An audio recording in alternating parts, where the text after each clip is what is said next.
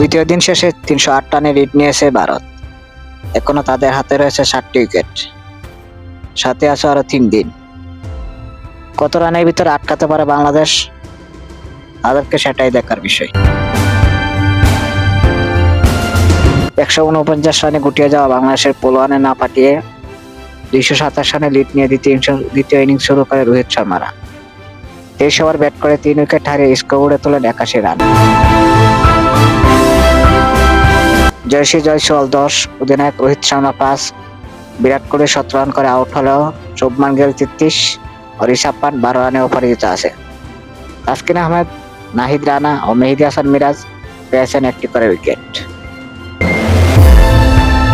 এর আগে দ্বিতীয় দিনের তৃতীয় সেশনে 149 রানে থামে বাংলাদেশের ইনিংস। দলের পক্ষে সর্বোচ্চ 32 রান আছে সাকিব আল হাসানের ব্যাটে। 52 বলে 27 রান করে অপরাজিত থাকেন মেহেদী হাসান মিরাজ। দ্বিতীয় দিনের প্রথম সেশনেই দ্বিতীয় ভাগে ব্যাটিংয়ে নামে বাংলাদেশ। ব্যাটিংয়ে নেমেই প্রথম সেশনে 3 উইকেট হারায় টাইগাররা। 4 বিরতিতে যাওয়ার আগেই হারায় আরো 4টি উইকেট।